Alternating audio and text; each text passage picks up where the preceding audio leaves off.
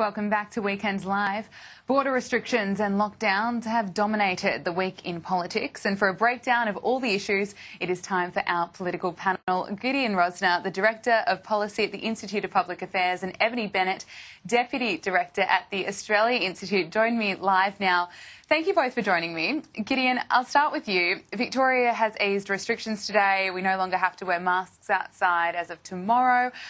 The Premier has announced that there would be a return to the office, but it's quite a slow return. Only 25% of people will be able to work in offices.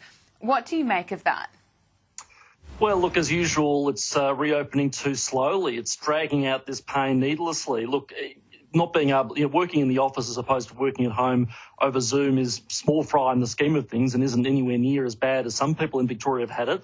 But I know plenty of people, indeed people I work with, who've struggled to work at home. They miss the adrenaline and the camaraderie of the office. They do feel isolated. So, look, it would be great to see that being sped up. But as far as the other restrictions easing, I make the point again, it's great for the hospitality business and staff that have really suffered under these lockdowns. But, Gabriella, I can't get too excited about this. I cannot get excited about the fact that freedoms that we took for granted just a year ago or less are now being drip-fed to us, especially because the Premier is taking credit for it and is being made out as some sort of hero for it. And when I look at what happened in South Australia, I just don't trust this to last. I don't trust the government not to wet the bed over a cluster or a minor outbreak in cases sometime down the track. So, look, better than nothing, better than what we had before, I suppose. But, look, it's still a terrible situation, and I would argue a needless one.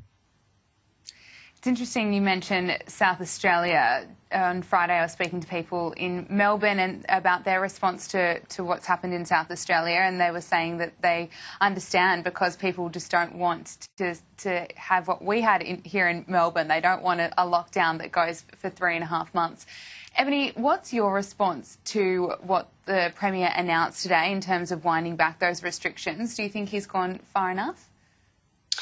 Yeah, I think, it is really hard to judge. Obviously, there's people in the community like Gideon that think it should go faster, and people who want to be cautious because they don't want to be locked down for months on end again. So I think it is really hard, and there's probably no right answer. But at the end of the day, I think these can't just be questions of expertise, but they also need to be democratic questions, and the Andrews government has to be accountable and transparent for those types of decisions. But look at how quickly Victoria's second wave got out of control.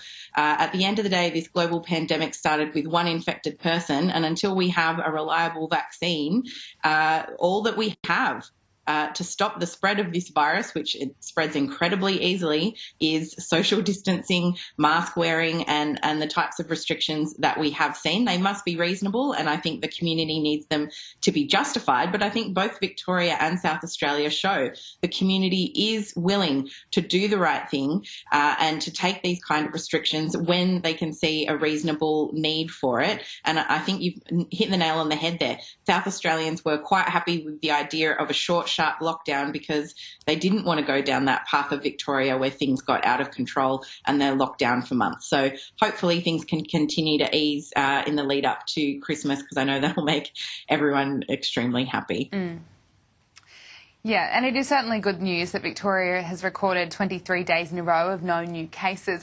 But Gideon, do you think this shows that the strategy all along from the government was elimination? And Professor Brett Sutton was very careful not to use that word today, or he said, to quote him, he said that elimination might not be the right word, but in just 5 days' time, the virus will be eliminated from Victoria. Look, it's become very clear that what the governments have been pursuing across Australia, not just in Victoria, although that's the worst case of it, is a de facto elimination strategy. I remember at the beginning, what seems like a lifetime ago, but is around 6 months ago, when the idea was to flatten the curve, and that was on the ostensibly reasonable, which is to let the virus run through the community at a rate that our hospitals could keep up with. By all accounts, we absolutely did that, both by, as Ebony said, look, early restrictions which could have been justified in the earlier days, but certainly not now, and by bolstering our hospital system and installing new ventilators and building new ICU beds. By any account, our hospital is well equipped to take care of the cases that unfortunately deal badly with this virus, who are, arguably, or the evidence shows, in the minority. And we could have had a more targeted strategy where we do have encouraged mask wearing. I'm still not sure about making it mandatory. We do encourage social distancing. We do rely on businesses to do the right thing, because no business wants to be responsible for an outbreak for commercial and moral and reputational reasons. And most importantly of all, we protect the elderly and the vulnerable. What we spent on JobKeeper in this country could have been spent on the world's best and biggest Meals on Wheels service to make sure people who had to isolate because of autoimmune deficiency or old age or anything else had access to absolutely everything they needed and wanted. Instead of having the army knock on the doors to make sure that people weren't having people over, we could have had the army delivering care packages to the most vulnerable people in our communities. We didn't take that road. We took a different one. But I hope it's not too late to change tack. But again, I make the point. I just don't trust our contact tracing system, which you of all people know, Gabriella, through your excellent work on this and your work in those terrible press conferences, is not up to scratch, and I don't think can prevent a third wave, God forbid, from occurring here in Victoria. Yeah, it's an interesting point, Gideon. It's also interesting that the government here in Victoria have announced that now venues must use QR codes in order to take advantage of restrictions. It was just a few weeks ago we were told that pen and paper was really the best way. Ebony, look, what do you make of how the government has handled this here in Victoria? Do you think they should have been more transparent, that maybe elimination was the strategy they were going for rather than suppression? Well, Gideon's talking about that idea of flattening the curve, which I always thought initially was just so that things don't get out of control. And of course, if we just let the virus rip, it could be that we can keep the number of cases low enough so that they don't overwhelm, our intensive care units and the number of respirators we have. But I'm just not sure that the Australian community is comfortable with letting that number of Australians die. Because this virus is lethal to a certain number of people, not a huge number, but enough.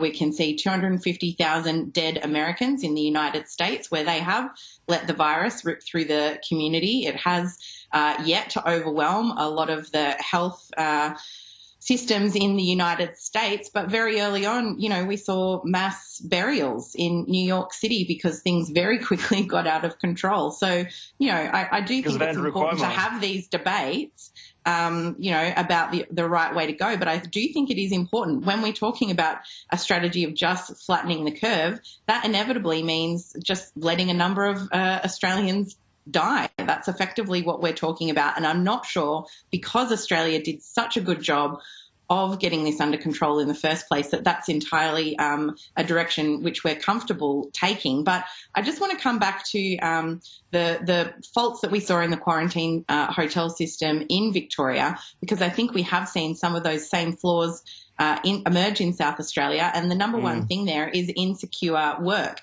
These are people in hotel quarantine. That's a workforce that is protecting the entire Australian community from this virus escaping from people returning from overseas and elsewhere. They should be in secure work and paid adequately, that they feel like they can test, be upfront with contact tracers, and don't need to work in multiple workplaces. Why can't we do that? It's something that people flagged right from the beginning, that insecure work was a way that this virus was going to transmit through the community. We saw it in Victoria. We've seen it again in South Australia. People working in these critical jobs who can't make ends meet on that security work that they're doing, and then end up transmitting the virus through the community because they have to put food on the table. It's unacceptable. And if we're worried about the cost of lockdowns, well, how cheap is it to just pay people a decent wage and give them paid leave? Yeah, it's an interesting point. Brendan O'Connor has come out today pushing for more hotel quarantine employees to get paid more money. Gideon, I just want to go back to South Australia. I want to get your reaction to the backflip, but also Victoria still has its border closed to South Australia. What do you make of that, considering that the lockdown there was so short-lived, they're now out of lockdown, and it seems they've got the virus under control? Well, just on the borders, look, I think this is just premiers unfortunately have been rewarded in terms of polls and indeed election results with, strong borders within states. Obviously, it's a betrayal of in my view, it's a betrayal of federation. And in my view, it's quite likely unconstitutional rather. But look, the South Australian story again is just a terrible story because while the lockdown only lasted a few days, it was a mistake by government that drove businesses to throw out hundreds of thousands of dollars worth of fresh food that, which isn't just an economic issue, but is really a shame when you think of people in this country who could have enjoyed that food and the fact that, we want to be a society where people have enough to eat. But look, the other point I can make is I've seen some awful trolling of that Woodville pizza bar on social media and a lot of really, really ordinary behaviour from people and anger directed at that bar now at that restaurant. Now, as far as I'm aware, there is no evidence that the restaurant owners lied to anybody, lied to any contact traces. There's no evidence it was their fault. I think that businesses have done it so tough through this. It's really unfair to take out people's anger on any small business unless there's a very good reason. And I'll be in Adelaide over Christmas, New Year, and I will proudly go to the Woodville Pizza Bar and leave a tip big enough to fund JobKeeper for another 10 years. And I encourage everybody in South Australia who wants to give business a fair go to join me, because I don't want to see somebody who's already struggled under lockdowns suffering for no good reason. Yeah, it's interesting. There has been a lot of blame on that person for lying to contact tracers, and I suppose that person isn't the one who decided to put the whole state into a hard, extreme lockdown. We're almost out of time, but Ebony, really quickly, what's your response to what Gideon just said and also the borders? Yeah, look, I think Gideon's right about border closures being popular. Surprise, surprise. I think people like to feel safe. But the other thing is I completely agree with, I think it's really distressing to see the massive community backlash to that one small business and that one particular person who wasn't upfront with the contact traces. What we really need is to encourage people, if they have symptoms, to go and get tested, to isolate if they need to. And we're not going to have people feeling particularly wanting to cooperate with contact tracers if they know that they have massive public opprobrium and denigration coming their way for things like this. It's not the way to encourage the community to do the right thing. But again, come back to that idea of we have to fix this problem of insecure work in the community. It's a huge weakness in opening up our economy and keeping things going and trusting our contact tracing system to manage cases where we do have outbreaks, which is inevitable. But we're always going to see these weaknesses in the system while people who are in casual or part-time work don't have leave and don't have the means of support to put food on the table if they have to go into isolation or quarantine. So it is something the government still has done nothing about and will have to fix if we are going to open up like Gideon wants to and let the virus go through the community. We certainly can't do it without being able to stay on top of cases like that and make sure people cooperate. Look, we're just out of time. Gideon Rosner and Ebony Bennett, thank you both so much for joining me. Bottom 20% get nothing. They're really unfair tax cuts. People want to see much stronger action from the government when it comes to climate change. Wages are growing at their slower, sustained pace. Transitioning to net zero emissions, it doesn't seem like there's much room for gas.